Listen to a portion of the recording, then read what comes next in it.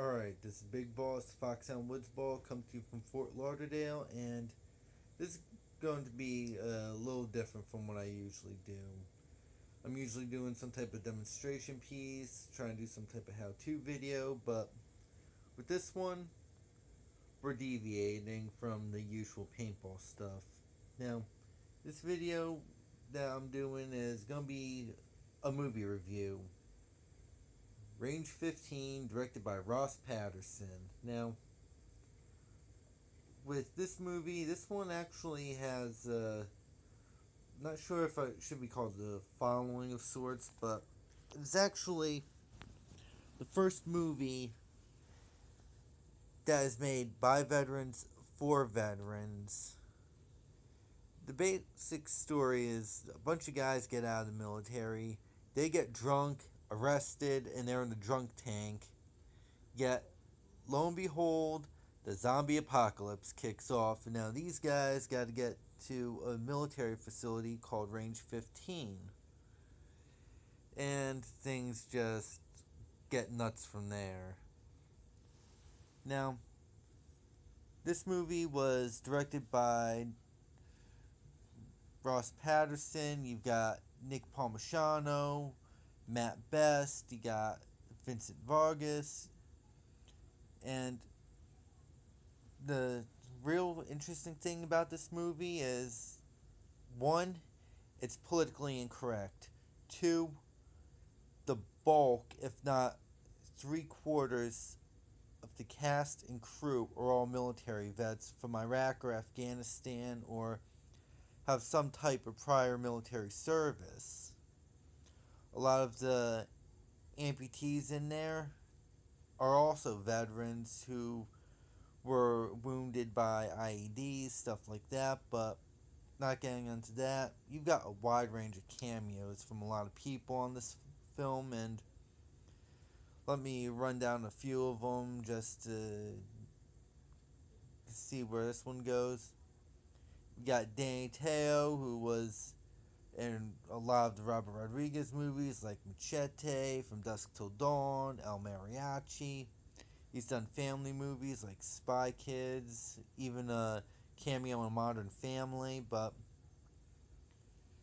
aside from that, he's also I pretty much went through some of his stuff.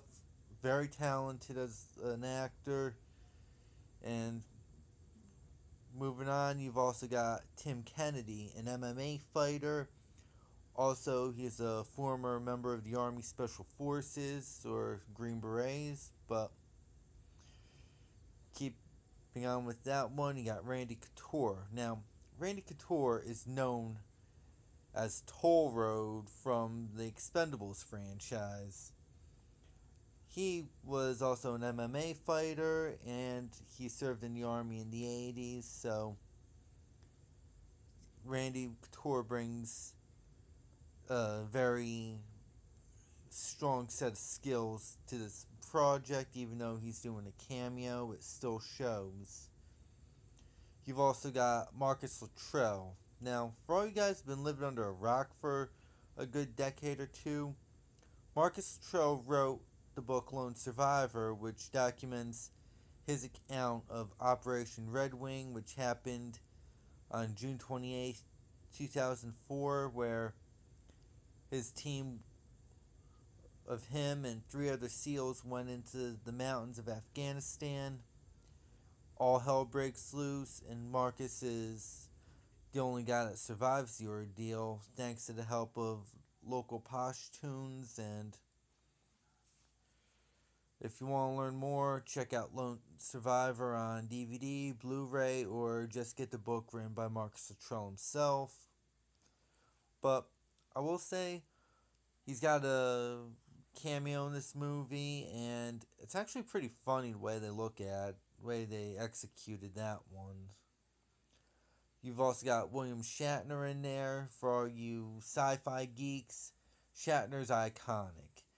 Star Trek series especially, which is the crown jewel of his career in a lot of respects.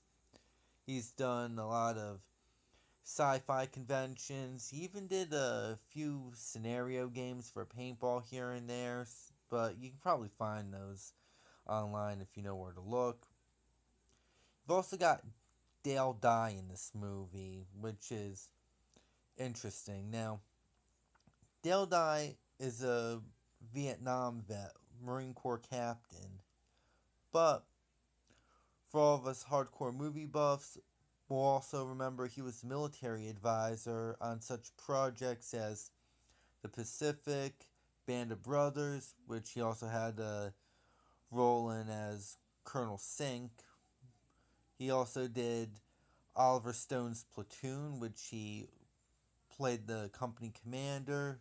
He played another company commander in the movie Casualties of War with Michael J. Fox and Sean Penn. So, Dale Dye is probably another one of the more notable Hollywood actors in this movie.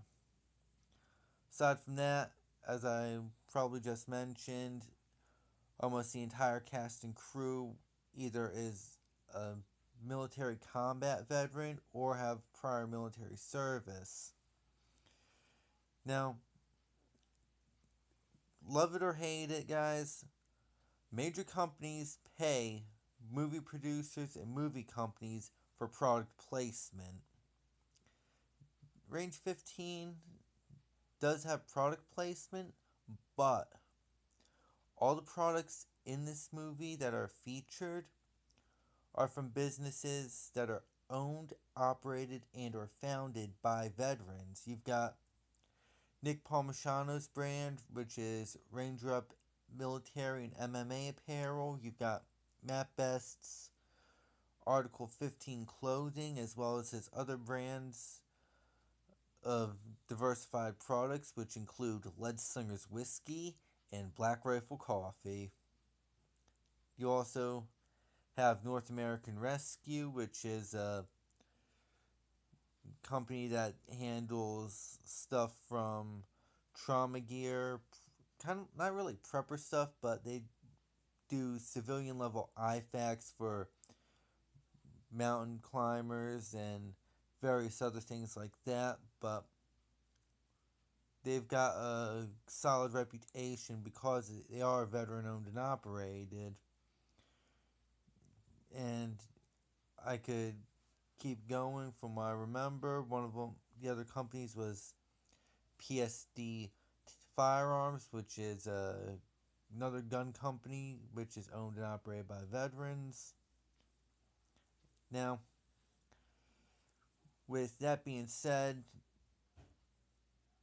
I can say that this movie is fairly interesting, not just with what companies are shown in here, the cast, the crew. Speaking of cast and crew, some guys may think that some of it's a little forced, but for a guy who loves the zombie genre, like, I watched Night of the Living Dead, I watched Dawn of the Dead, I watched The Walking Dead.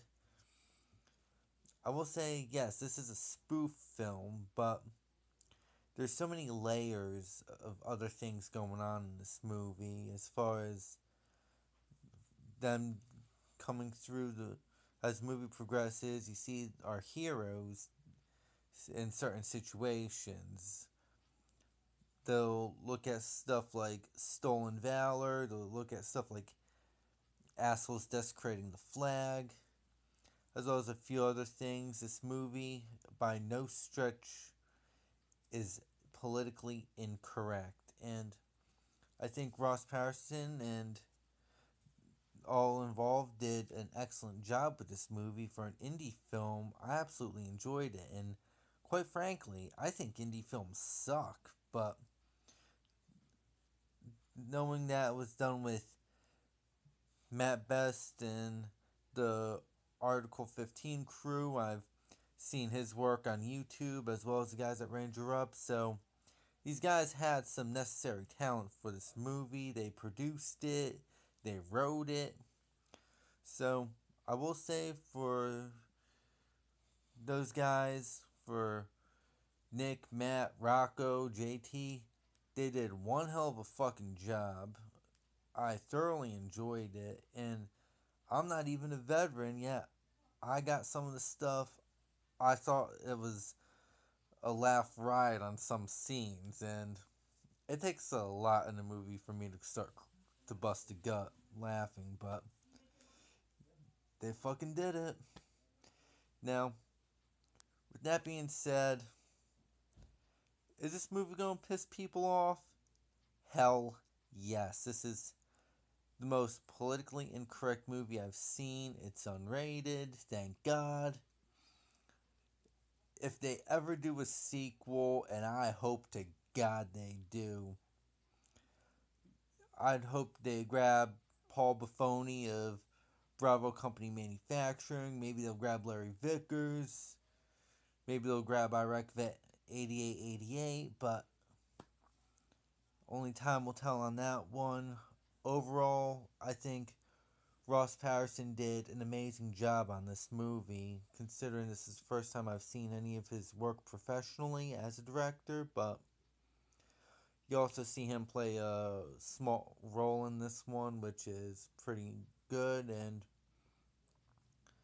not to count chickens before they hatch, but anybody who knows cult movies, when you say the word cult movie, you think James Cameron with Aliens. You think